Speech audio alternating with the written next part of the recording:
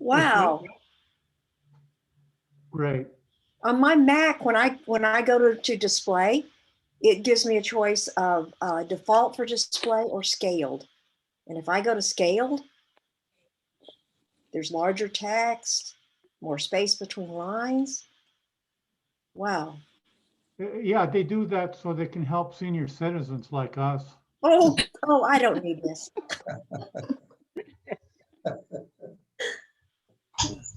Hey, John, Yes. this is Mary. I just got in, but I received an earlier, you all did too, the earlier email giving me a different code. That was for this morning at 10 o'clock. Oh, what was that? That was the Photography Guild monthly Oh, meeting. okay. Okay. No, it came to me and I thought I didn't know what the BPG meant. And when I saw that, I thought, oh my gosh, someone was trying to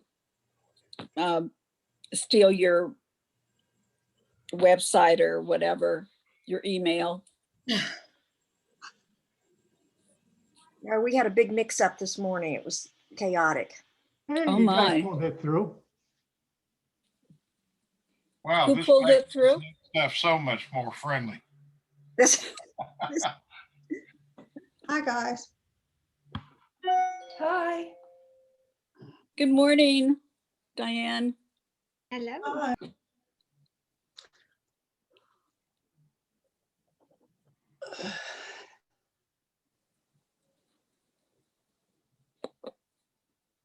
Do most of you all belong to the Guild? Are most of you from the same area? Yeah. Nope. No. Nope. Oh, What do you mean? All right, area? where are you from, Lynn? We well, live no, up- I'm in Arizona, so I was just wondering if you're all from, Georgia or what? No, I counted up one day. This is John's mailing list, his own private mailing list, where he puts these on at 2 o'clock, but it's also shared with the Photo Guild. Oh, So that- okay. I send all the notices to the Photo Guild members, which is about 170, and John Mhm. sends his list, and there's a lot of overlap. Oh, okay. Gotcha.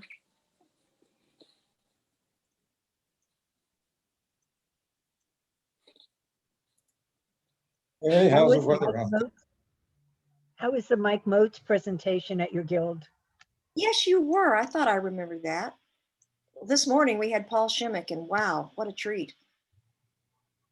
And his photo's fantastic. He's unbelievable. He really is. And boy, does he take some risks, but the only time he's ever been in trouble was in Argentina. I've never heard of some of those countries he went to. Yeah. Well, actually, it was a continent called Oceania. Well, it's not really. It's a part of the world that consists of Australia and all the islands, like New Zealand and all the territories that belong to Australia, New Guinea, Papua. It's just a whole bunch of stuff. John, did you ask what the weather is up here? Yes. Oh, my. Where are you? Minneapolis, Twin Cities. Oh my no. gosh. We have the polar vortex going on. In fact, this morning, up more toward the North Shore of Superior was 32 below up there today. Oh, inhumane. The whole week is going to be, just sort of Oh, cold. when it gets 35 here, we all complain. Oh, What do you mean 35? I complain when it gets below 72. oh, it's a high of -5. Let me ask, how many of you have had your first shot of COVID and getting close to your second one? I'm having mine Monday, second one Monday. Tuesdays. I've already had 2. I've just had my first. So everybody's old, huh? Second one on Friday. Not quite 65, so I don't quite qualify yet. Oh, I'm Oh. sorry, Mary. I'll be Oh, quiet, that's Mary. okay though. I will qualify soon. For Yeah. those of you who are getting your second shot, 13% of those who are getting the second shot are having some light after effects the next day. Yeah. So when you get your second shot, I suggest you keep the next day free. It happened to me. I had terrible headaches, stomach aches, and I felt real chilly. I had to put extra blankets on my bed yesterday. And today everything went and I feel just fine. So don't worry about it. It's only a 20 to 24 hour thing. Yeah. Did you have an issue? Just bear that in mind. Keep the second day free. I heard the second shot was worse than the first, and I didn't have any after effects on the first, so. I've had no after effects on the second. The arm was a little sore, but that was just from the shot. Yeah. I'll go with you, bud. Erwin, I did you had no have after effects on either Pfizer? one. I'm gonna. I sell had a you high the fever, email. actually. I had a fever of 102. Did Wow. you? I got a fever of 102 and I had chills, but that was only for yesterday. And now I feel 100% fine again. Wonderful. Did I you had have, the, Did you have the Moderna or the Pfizer? I had the Moderna. I had the Moderna. I had Moderna. 5.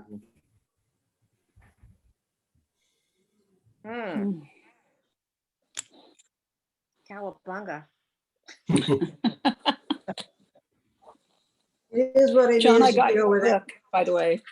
Oh, I see. Good. Mhm. Did you download the sample images, the exercise images?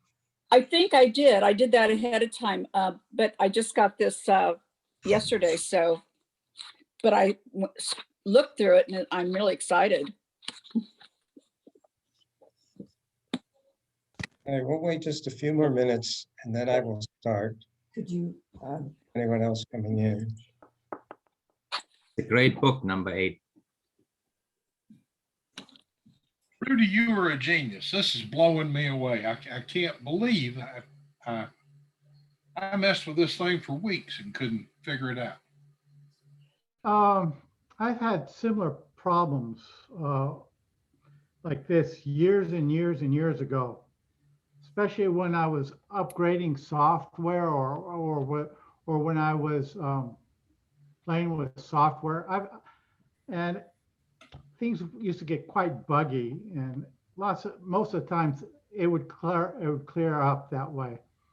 I mean, I used to play with software so much. I got so many viruses at one time that I literally had to dedicate a computer for chaos, and then I had my other computer. So, but I don't do that anymore. What's Steve talking about? Resolution problems. I just changed mine according to what Rudy said, and now all my font on my screen is much larger, and I'm hoping that when I look at John's Photoshop screen, and yours Tuesday night, bud, are you going to do your class Tuesday night?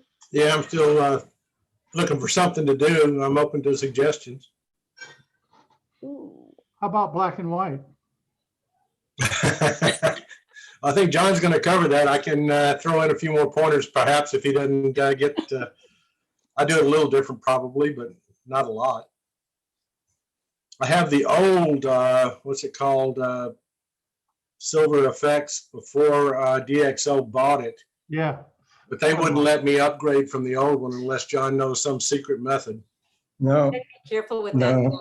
It crashes. I finally bought the new version a couple months ago, but I still have the old free one. Mm-hmm. Get all the way through your edits, and then Photoshop would just crash. I'm like, it's not working. I figured that was probably the case. Yeah. So I bought the new. All right, Yeah. we'll start. I'll share my screen. You see my Yes. SilverEfex Pro? Yes. Ah, There's nothing in there right now, but you see over on the left side, the little rectangles. Yes. Yeah, Mhm. good. All right. There are two ways to use SilverEfex Pro. By the way, before I go into that, NIK Software was the company that started SilverEfex Pro a number of years ago, and then it was free for quite a long time. And DxO purchased the rights to the software And to get the newer versions, you must buy it from DxO. So DxO, Google DxO, and you can get to their website. But if you, at the end of the presentation today, I'll offer this.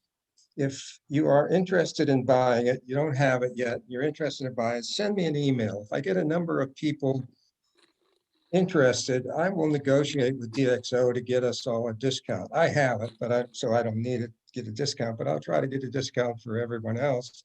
And I've also been talking to them about being an affiliate. So if at the end, if you think you want to buy it, send me an email and I'll tell them how many people we have that are interested in buying the package. Hey, John, if you can negotiate where you can buy out SilverEfex by itself, that'd be awesome. You wouldn't do it for me. Only if you're financing it. Hold on.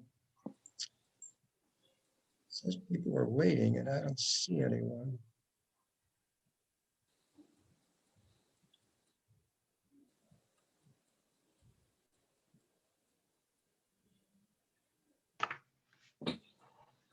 John, you have a lot of toys on your bar.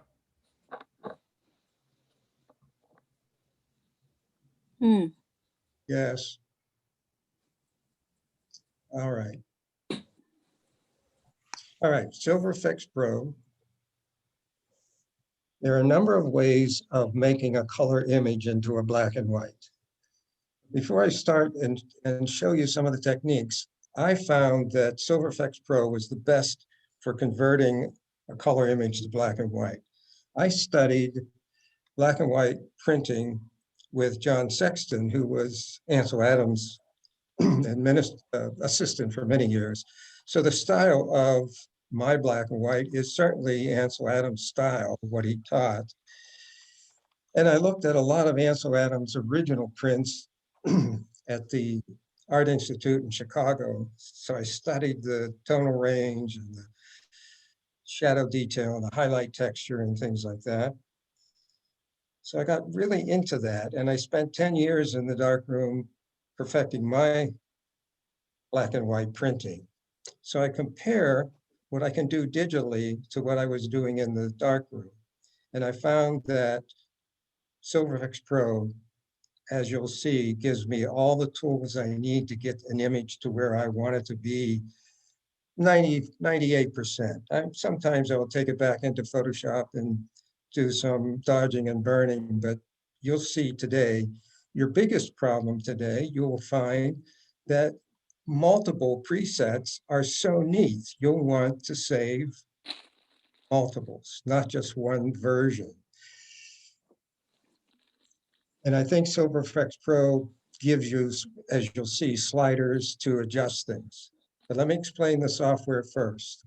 On the left-hand side, you'll see empty squares. When I bring in an image, you'll see them filled with the image, and each one of these will be named as to what the preset is. So the first one is just called neutral. The second one is 001 underexposed. But up at the top on the left, I have clicked on all presets. There are 58 presets that come with the package. You can click on subsets by clicking on these other options. But I find that just running down through the entire set of presets is not very tedious and very interesting to do. So I do that a lot. So on the left side, you'll see, excuse me, on the left side, you'll see what happens to the image. On the right side will be some sliders. So let me bring in an image so that we see how all of this works. Go up to File, Open Image. Oh, I'm doing this as a standalone. This package is certainly a plugin for Photoshop and Lightroom.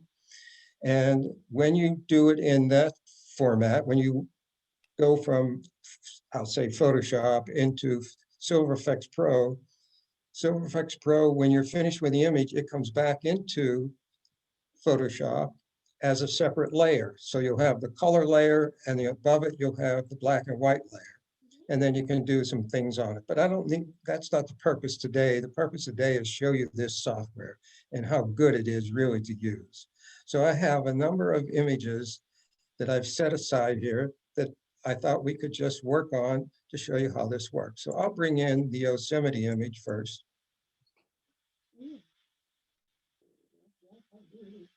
Everyone's, oh, see what it came up with, JPEG or TIFF?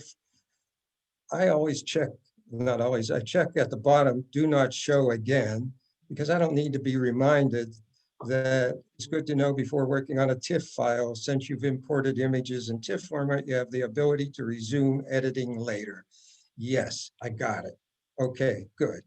Down in the lower right corner, way far down, you see it says save and edit later, larger files.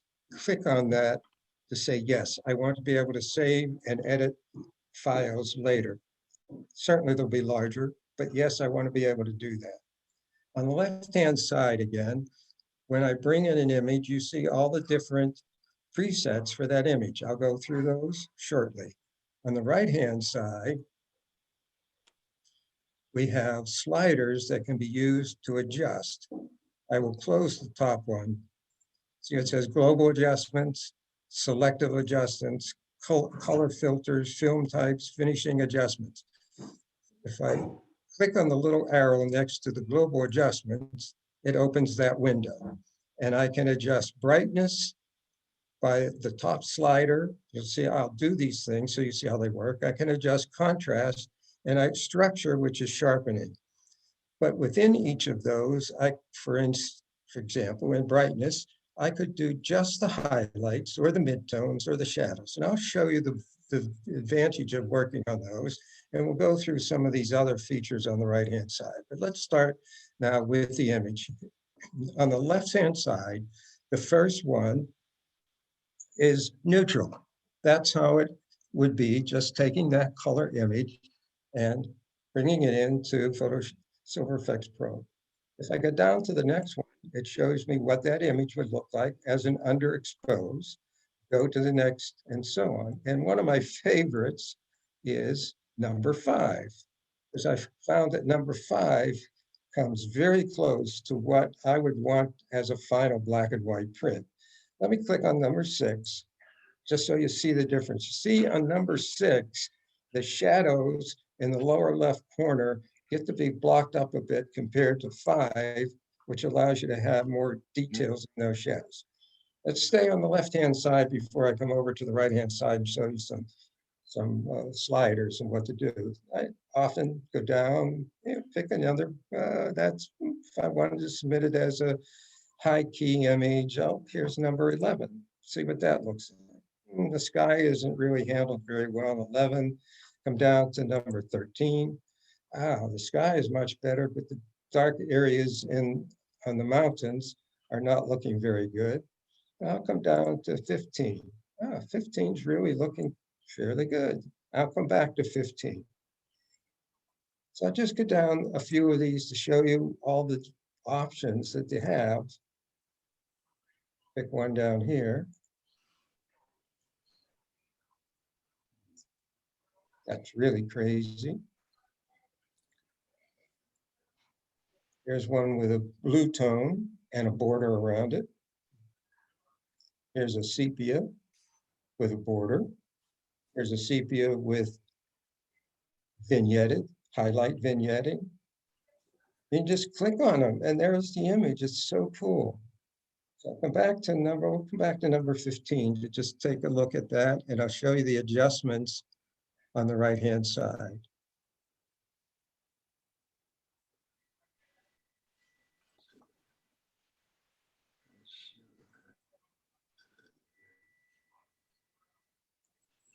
Here's number 15. On the right-hand side, I've opened global adjustments.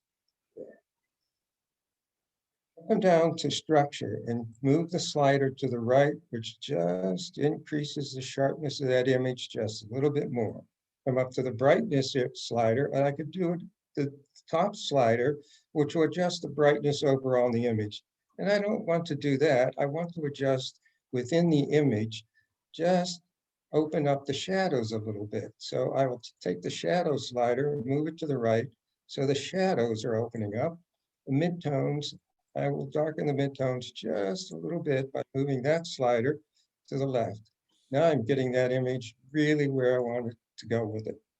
Come down to contrast, I can do contrast overall, or I could amplify the whites or lower the amplification on the white lights, amplify the blacks, maybe lower those a little bit.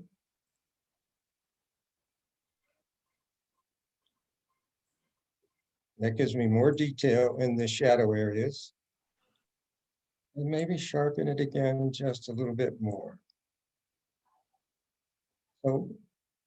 So easy to have this image totally done as a very good black and white with details and shadow contrast. Here's some interesting things at the bottom. Down to finish, and I can get toning. I could tone this in any number of ways, and I can just put my cursor along each of these, and it'll show me what the image looks like as I pass over that and whether I want any of those tones. Is tone, John, excuse me, is tone Yes. by, when you showed sepia before, I've always seen sepia as kind of a brownish tone. Yes. Is that the definition of sepia, or sepia something else? Like, No, sepia is a little different. Here it is here. Here's sepia, that they have 3 versions of sepia. There's that one, and that one. But even after I do that, I can go back to the adjustments and adjust my sliders based on picking this tone. I'll come back to that. I just want you to see what's available over here. guess my and then question, we'll do some other things. guess my question is sepia a color or a Yes, it's a tone? color, yes. Okay. Yeah. It's, I can thanks. vignette, and I can turn vignette on and off. I'm not going to do that today. Burn edges, but here's something really interesting and fun. It says image borders. It's turned off, but if I turn it on, I can just run my cursor up through the various borders that I could put around this image.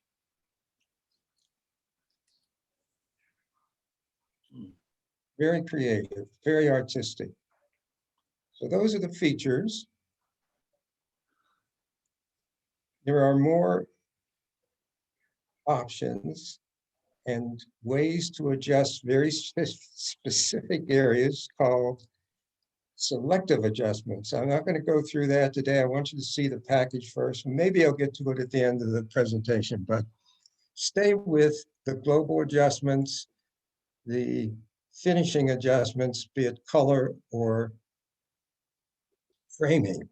At the bottom, you'll see loop and histogram. I open that and click on, yes. Click on histogram. It shows me the histogram for that image. So as I'm adjusting the brightness and other items at the top, I can watch how that is affecting the histogram related to having good detail in the highlights, and do I have detail in the highlights and not. So the histogram is there to show me, see as I'm moving that, how it's adjusting histogram. Also, bring the cursor down and I can click on loop. And loop at the bottom, you'll see 0 through 10. Those are Ansel Adams zones.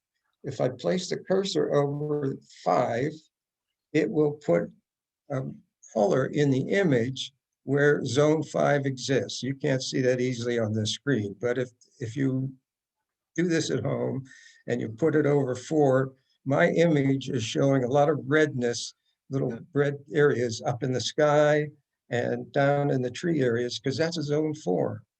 Zone 5, zone 6. So you can see the tonal range of your image. If you want to know if you have pure blacks, you put your cursor on 0, and on my screen over on the left-hand side, just under El Capitan at the water level, are little yellow areas. That's saying that's pure black. And then the stone in the lower right with underneath the snow is showing as pure black. Then to zone 1 is dark with a little more detail, but almost pure black. Zone 2 shows you that you have good color or good detail in the dark area. So you can analyze your image by just clicking on whatever tone and seeing what your image is made of. Now, this is this image. Let's play. Go to, if you want to save the image, you save as, and that's how you put it in the folder you want. Let's take this one.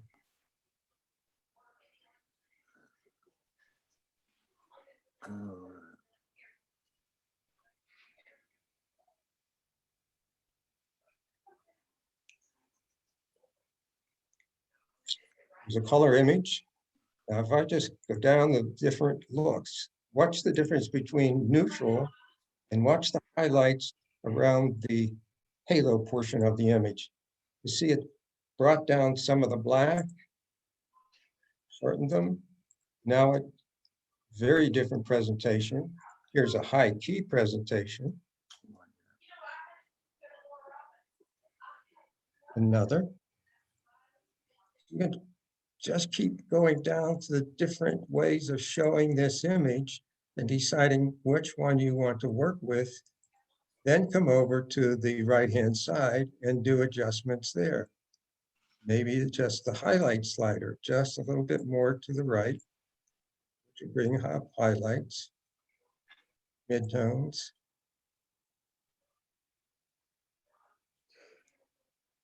You can do infinite number of changes. Here's another one, cool tones. Let me come back up to number 5, which again is my favorite. Here's a neutral. That's number 1, don't like that.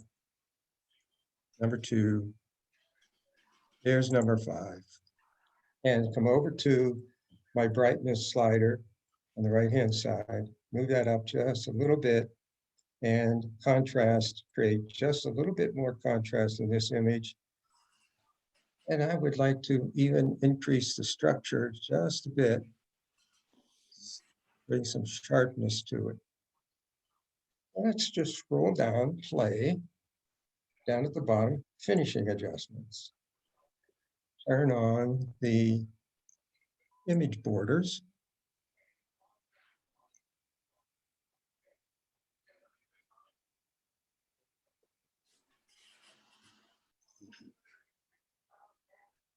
I'm just running my cursor up through the various borders.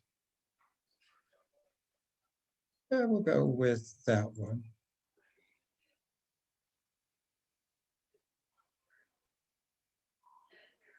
We'll come back to this. Let me save this first and we'll come back. So save as. And I've created a subfolder of the ones that we are working on today called black and white. So I'll pick that folder. And I'll name this one.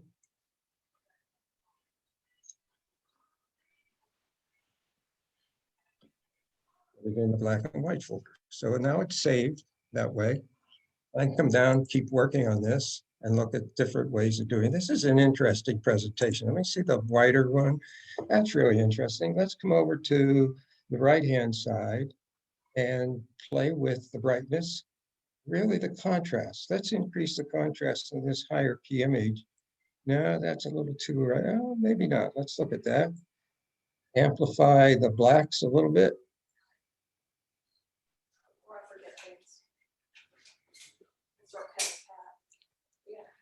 And increase the structure. Have a very different look to this. I'll save this one so we can compare.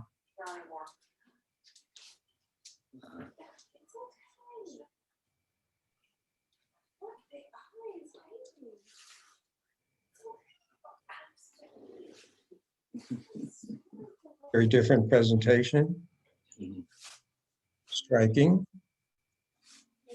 Not as nice. That's interesting. Now let's look at this one. There's number 15 again. I really like 15. I'll come over to the brightness side, increase the highlights just a little bit. Yes, and amplify the blacks and the contrast a bit more. Increase the structure. And I'll save this one. I'm sorry. Oh, took down and. Time to eat. I didn't know they. Using them. Time to eat. Time to eat.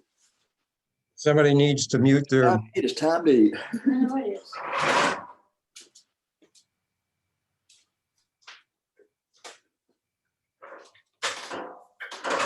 Oh, you can see the variations that you can have. And just by clicking on the presets, you keep scanning down, you see the different presets here. This one also that we looked at before.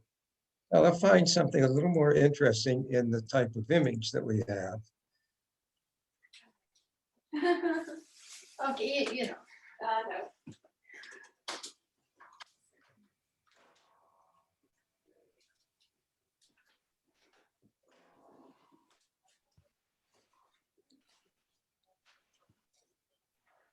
Or what happened is I ran the fan, you know, the circulating. Larry Brown, mute yourself.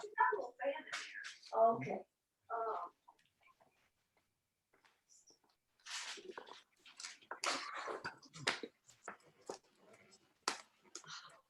Camera know where it was? Let me go back to open so that you see this image as the color image. Open my screen. Can you see the various images that I have for selection? yes. Yes, over here on the right is the Yes. color image of this. Yes. Oh, Now I bring it in and here's the conversion of this image.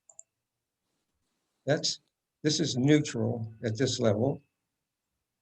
This is underexposed, but gives a very different. Here's something interesting also. It's underexposed. You think, oh, wow, I don't want it to be that dark. Well, come over to the brightness sliders and open up the shadows.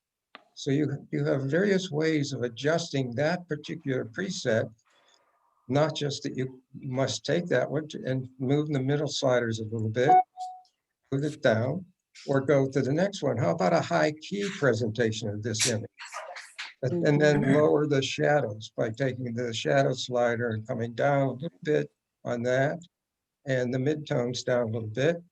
So we have another presentation of this image entirely from what we had here to what we now have here, and we can adjust some of the sliders.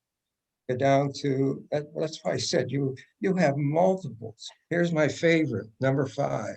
See the beautiful details in the shadow areas and the highlight areas.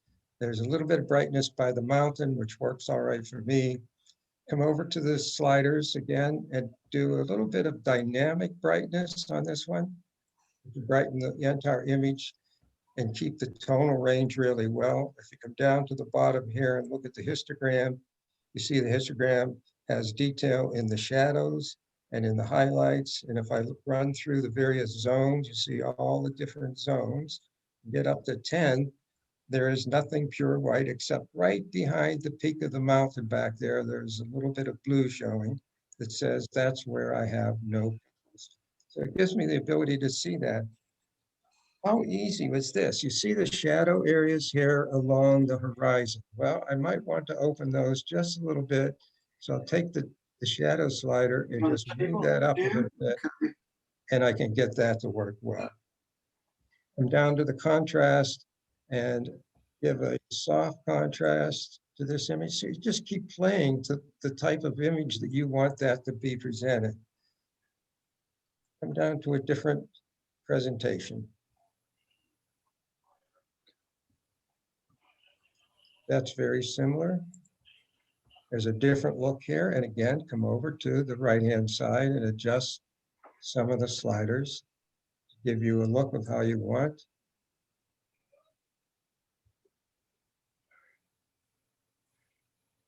About a high key overall.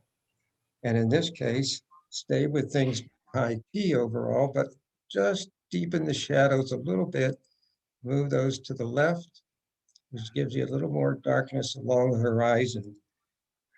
Very different presentation. So easy to do without doing a lot of additional work on the images. Now you come down to the histogram And you see that the histogram certainly has some areas that are pure white. Certainly behind the peak of the mountain, again, it's pure white, but overall gives you details in the shadows and throughout. Click on another version. Come down to click on this version. This version looks really good. Look at the histogram of this preset. And I haven't even used any of the features on the right-hand side. Let's just increase contrast a little bit and open up the shadows. Because in a black and white, shadow details are very important to have detail in the shadow areas. Very important. Now let's look down at the bottom here. Oh, here's an interesting one. Put a frame around it itself. It's a sepia tone. Let's open up the shadows a little bit so we look into them. Here's another really interesting presentation of this image, and all we did was click on it and move the shadow slider. I'll save this so we can compare it.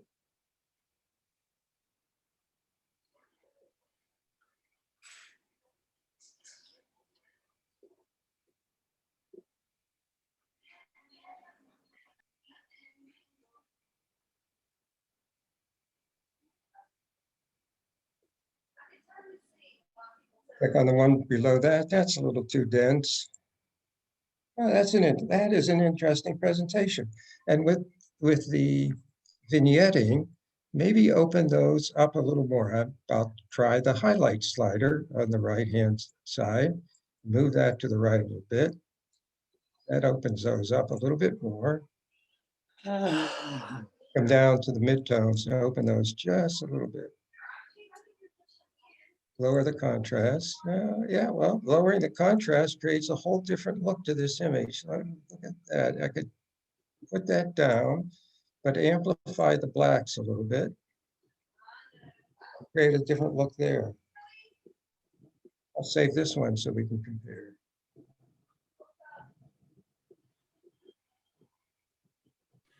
Now, the histogram this time changed to red, blue, and yellow along Yes. the luminance. Has it been doing that all along? No, it has not been, because the other ones have been pure black and white. So this preset must have some aspects of color in it, and that's what it's showing. Okay. Come down to this preset. It has a whole texture all over the image. Let's see the one below this also. See how you can get carried away just looking at the different ways to present an image with the presets. I think I would like a little bit more contrast on this. So bring that up just a little bit on the right-hand side. That's really interesting. And up at the top, I'll open up the shadows a little bit.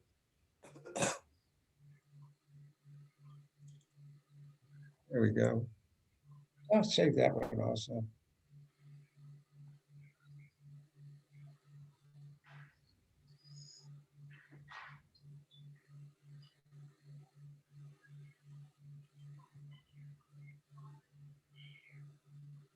Okay, we won't take too much more time on this one. It's just so fun to play with this.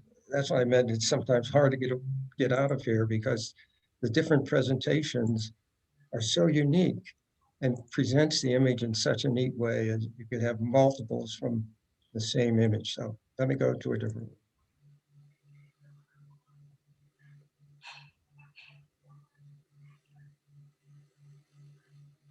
one. Yes.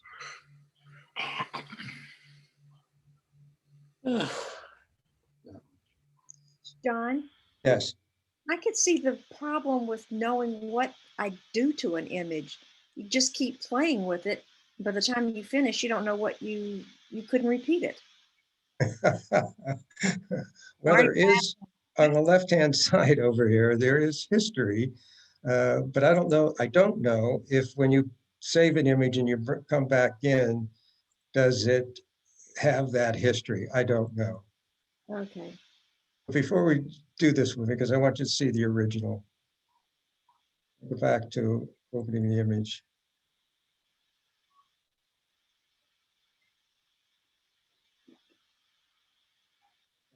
Same one.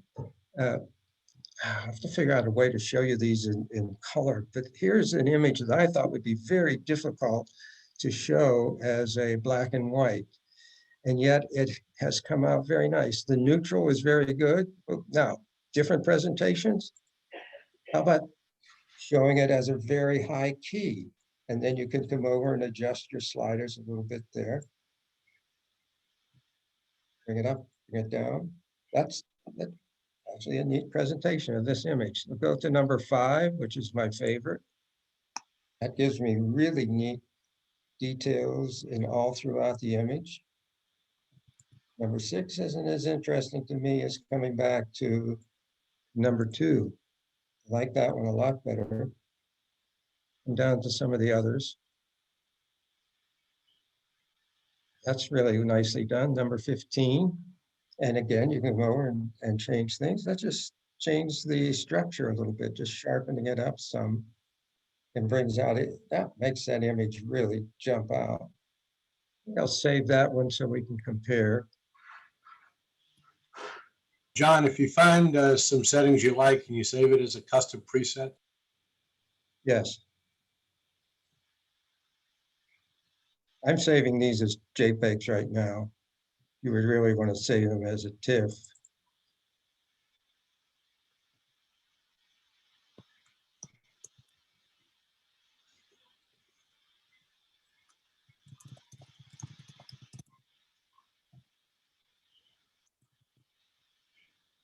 Another presentation as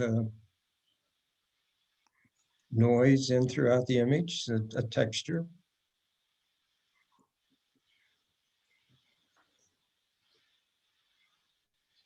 A toning, a blue. There's a deep sepia. Let's try the next one, a little less. That's really interesting. I haven't played with all these myself, but I'm opening up the brightness on the right-hand side. That really jumps out. It made the background pure black. There's that one with the vignetting. Very different approach. And all we're doing is clicking. It just amazes me.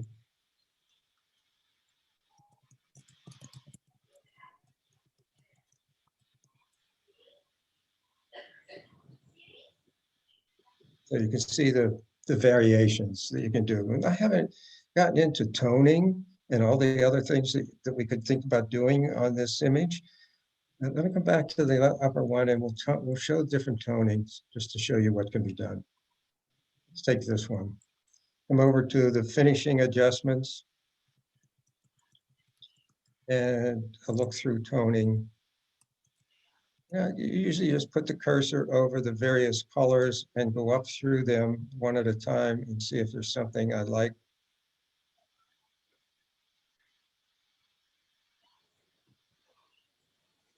We're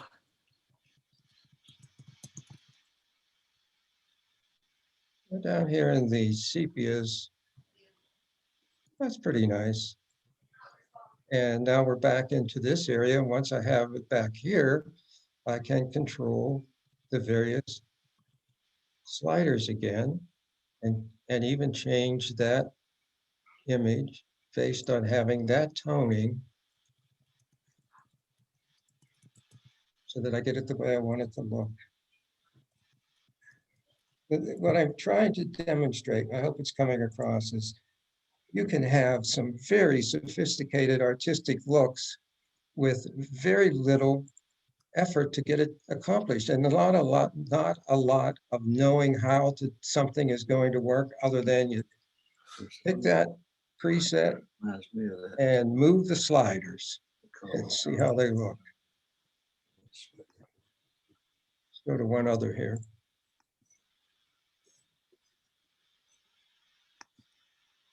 I wanted to see what it would do with a high key image.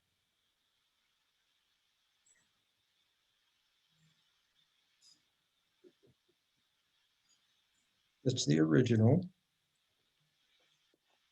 Back up to that. That's the neutral. Well, how about this one? That fades it out a little bit more. I like that very much.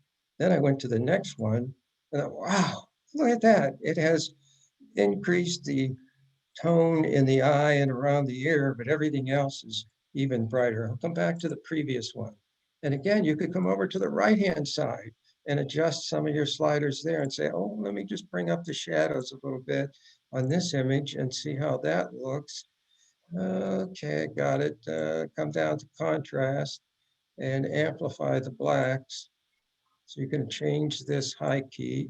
But this one, just click on it. Very striking. Click on the next one. Gave more to the shape of the face on this next one. Come down to really fade out high key.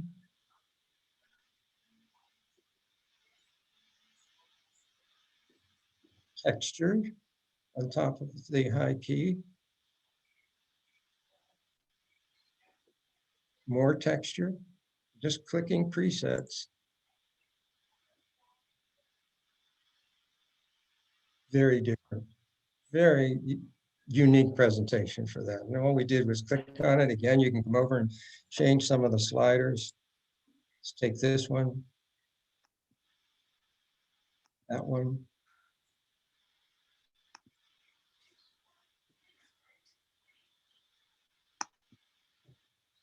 That's a unique presentation of this also. I think that works really well. Let's adjust the highlights a little bit on this one. The overall brightness maybe. Yes. Wow, that's striking. I'll save this. I'm impressing myself. Sorry about that.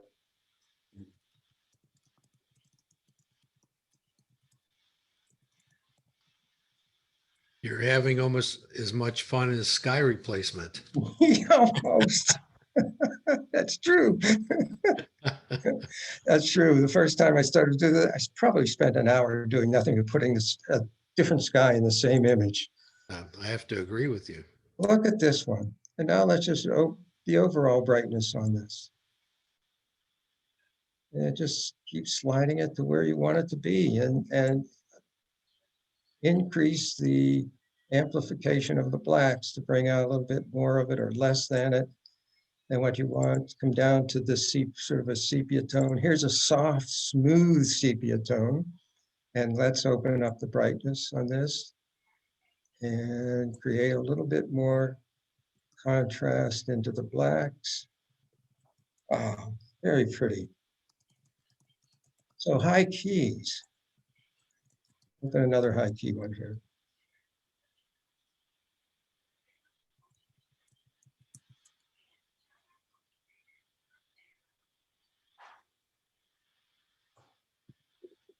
John, this program comes with all those presets, or did you have to add some additional presets? Nope, they are there.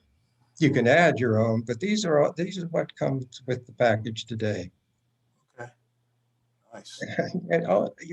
And interesting thing about that is that, for me, is that you'll get down to 2 or 3 that you like the most, and you keep going back to those. For example, I keep going back to number 5 if I want it as what I would consider a very well done black and white with the tonal range the way you want. I'm back up here to number 2 and look at the difference of doing this as a highlight and then coming over and doing some adjustments over here with, say, amplify the blacks a little bit. Very high key.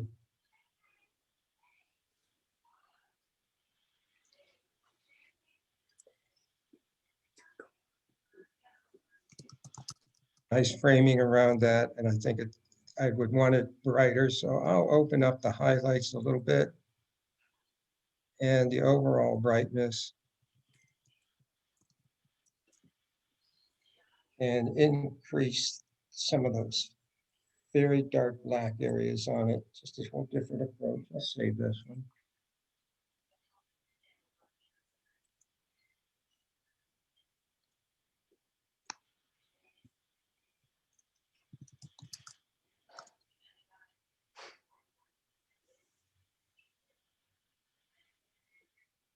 down to this. Oh.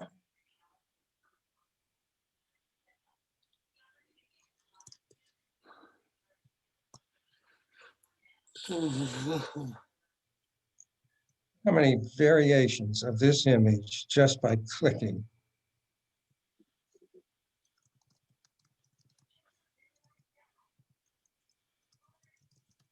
Let's try a different image.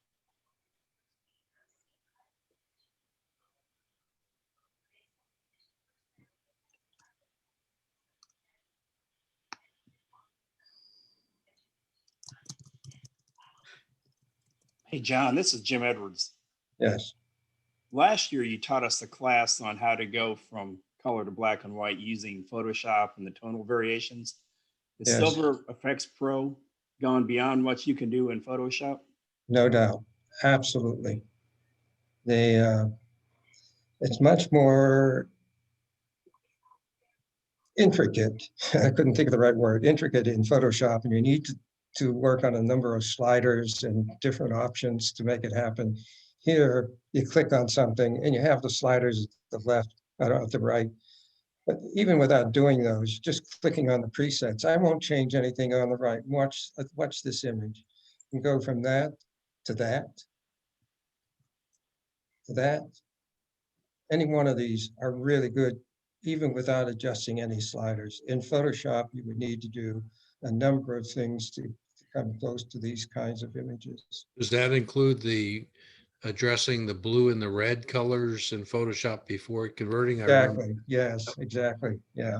So with this, no need to do that. No, I don't even need to think about that. Oh, that's worth the How price. do I want to present it? Look at this. Look at the subtle difference here of this image, taking it from here, neutral, and the shadows are a little too dark. So I'll just click on this preset, opened up those shadows and created more three-dimensionality in the flower itself.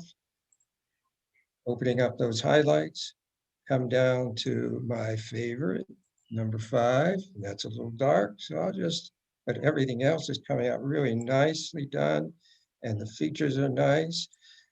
Here is where you might, if you were either save this and then go into Photoshop, or if you were using it as a plugin, when you come back, you might want to just use some burn to darken these flowers down here and allow these to be brighter at the top.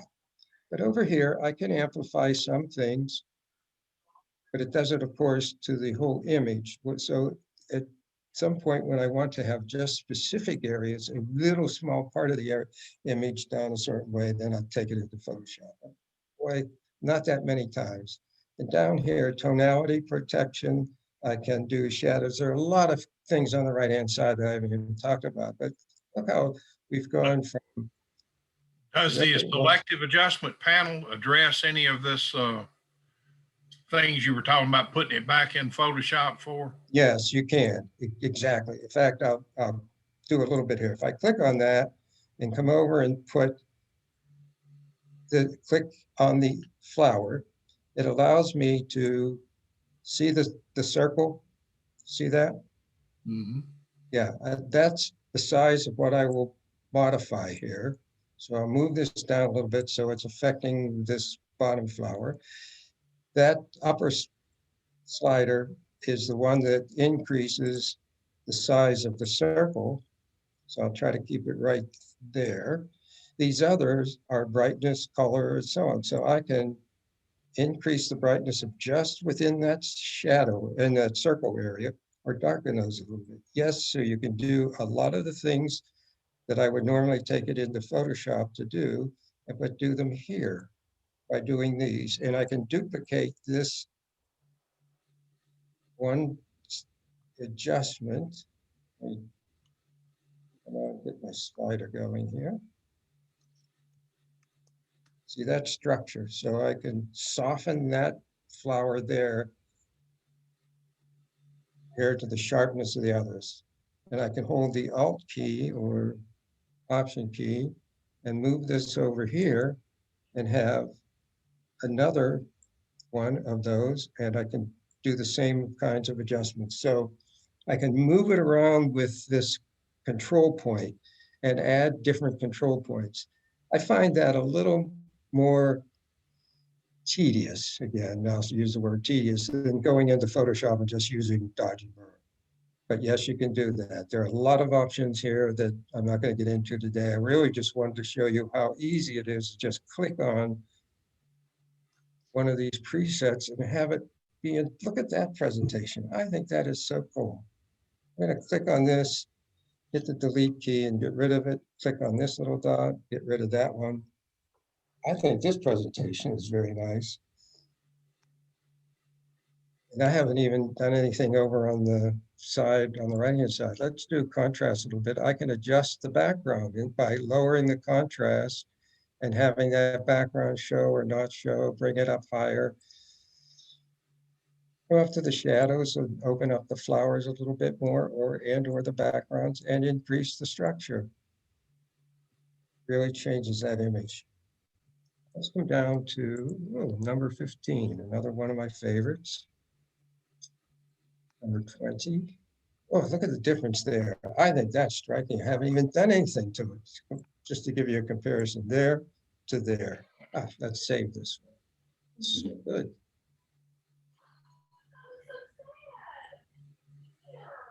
When you save your image, I think you're either saving as a TIFF or JPEG. If you Yes. reloaded a second time, did it remember where you were, or is it like starting from scratch? No, it remembers. Okay. Yeah. Boy. How can you get excited about an image? There you go. There's another presentation. Let's come down one more. I just like it because it's so easy to use and you don't have to be doing a lot of sophisticated things. And still you get a very sophisticated artistic image by doing it. So we're running almost out of time. Let me do one more. You guys should, if you do the trial on this software, do it to see how easy it is to use and how much fun you can have with your images. Let's see.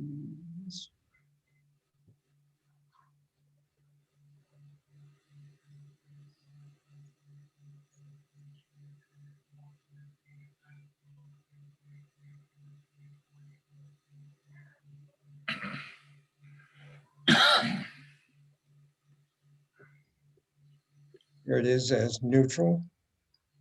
Now come down to number 5. Brings it out quite a bit. I'll lower some of the highlights.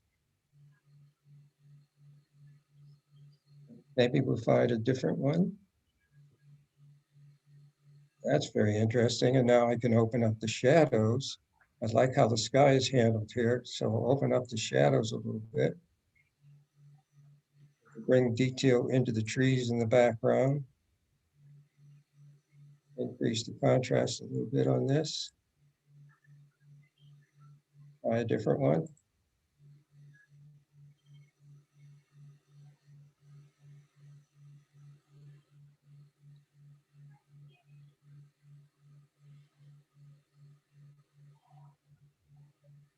This is interesting. So let me change the contrast.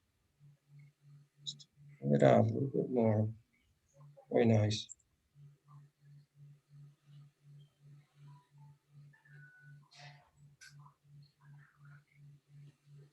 Right, you get the idea of what SilverEfex Pro can do. Let me come back to the images.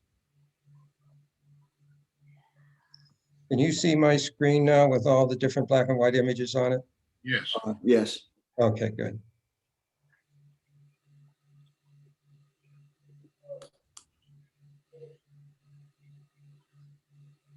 Oh. I gotta do this one. I gotta go back. This is so cool.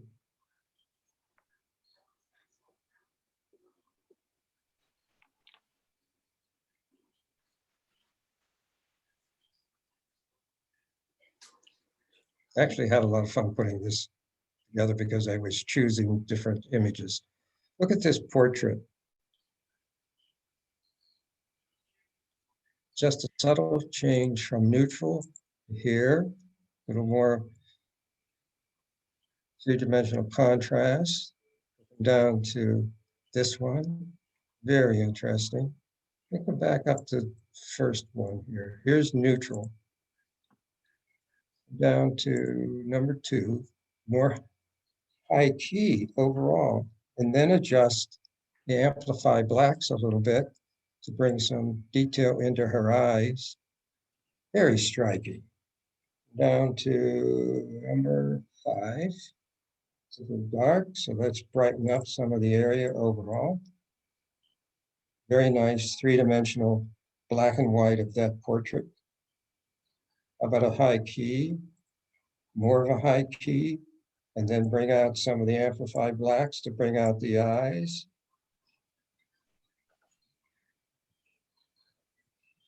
Oh, striking. Slow down.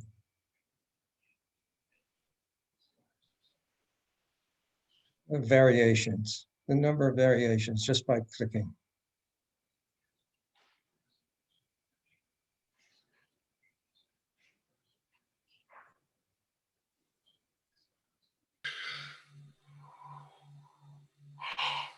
I'll do one more portrait.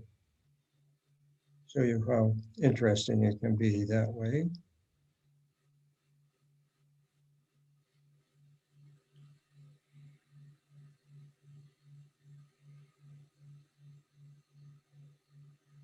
That's neutral. Brighter. Number 5. Overall brightness, but let's just lower the contrast a little bit. Increase it. Very striking portrait overall.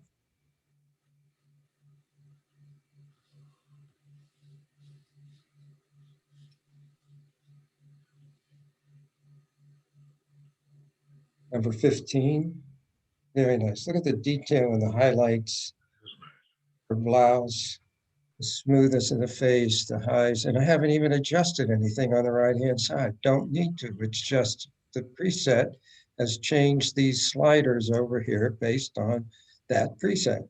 Very nice. Down to this one. More of a darkness in the background. Let's compare it.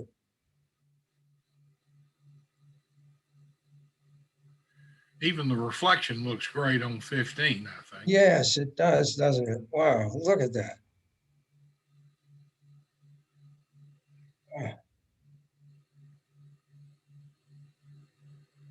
Well, if you have this already and you don't leave this class and start playing with things, I've missed the mark because it's so easy to do, just simple.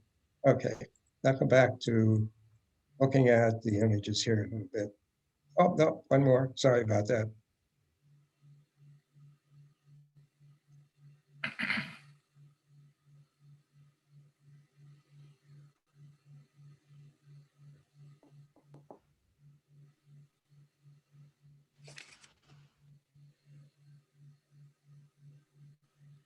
Look at the sharpness in the face and throughout the body.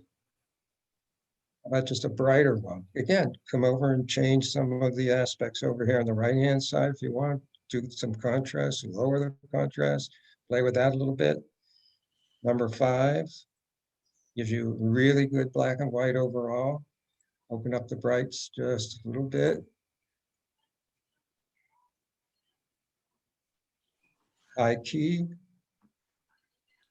Mid-tone high key. Here's number 15 again. Really a good preset. Number 20 with a frame around it. That's striking. Lots of textures in the background. Come down to the sepia tones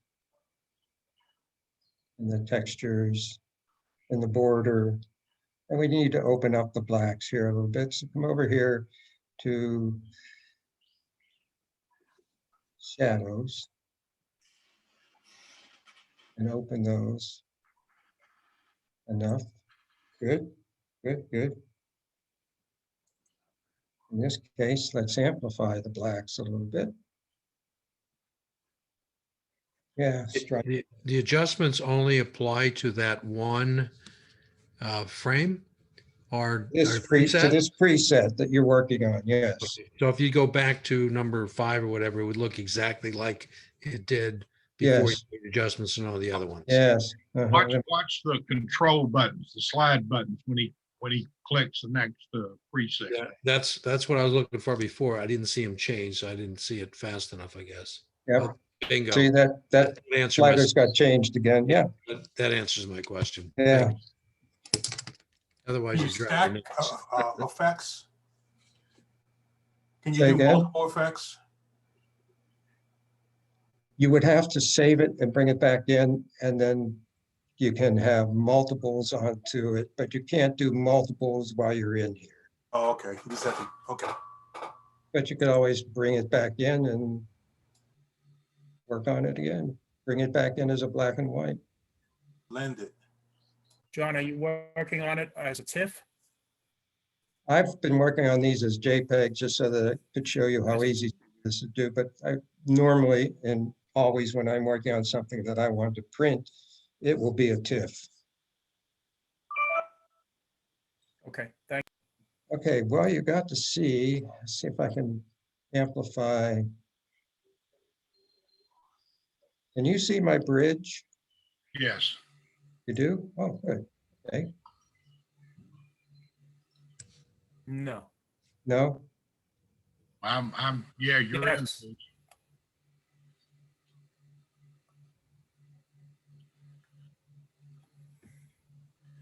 Somebody's got a lot of cutouts there.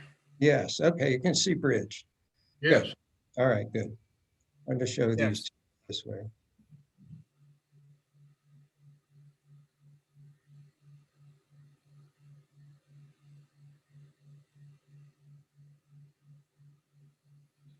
Here's the bird. Let me move the bird into the black and white folder so we can compare the two together. Yeah, I think it is. And save them. Like the frog.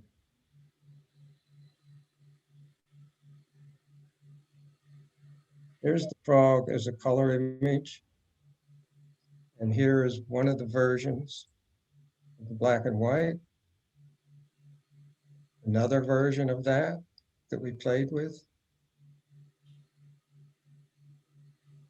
And how easy was that to create those different versions?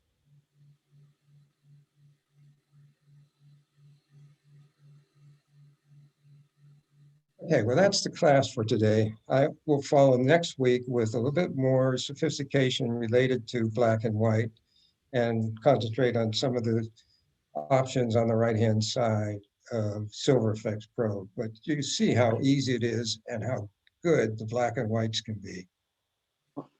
John, what's the name of this package again? Say it again.